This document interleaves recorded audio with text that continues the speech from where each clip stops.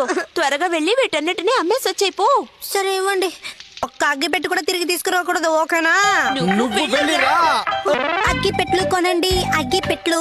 ఒకటి కొంటే ఒకటి కూడా ఫ్రీ లేదు. అగ్గి పెట్టి ఎలాంటి చలినైనా ఎదుర్కొంటుంది మా అగ్గి పెట్టి. అగ్గి పెట్టి కొనుక్కోండమ్మా, అగ్గి పెట్టి కొనుక్కోండయ్యా. ఒక పుల్ల కూడా కొనుక్కోకపోయేదేమిటి? ఎవరైనా ఒకరు వచ్చి అన్ని కొనుక్కుని వెళ్తే ఎంత బాగుంటుంది. అగ్గి పెట్లు కొనండయ్యా, అగ్గి పెట్టి కొనండమ్మా, అగ్గి పెట్లు కొనండయ్యా. ఇంత చెల్లో కూడా నువ్వు వ్యాపారం చేస్తున్నావు అంటే చాలా మంచి కుర్రాడువై ఉండాలి. అమ్మో పూచాడు. నన్ను చూసి భయపడకు, నేను నిన్నేమి చేయను, నీకు సాయం చేయడానికి వచ్చాను. సాయం చేయడానికా? కానీ ఎందుకోసం బ్లాక్ డ్రెస్ వేసుకున్నారు చెప్పండి. వీడితో మాట్లాడే ప్రయోజనం లేదు, మనమే కథ మార్చేయాలి. సరే ఒక పని చేయి, నీకు చలి బాగా ఎక్కువగా ఉంటే పక్కనే మా ఇల్లు ఉంది, అక్కడికి వచ్చి రెస్ట్ తీసుకో.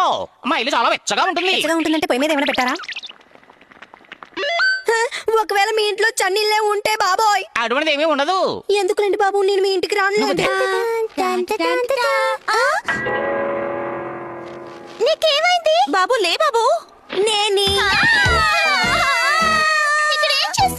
అగ్గిపెట్టెల వ్యాపారం.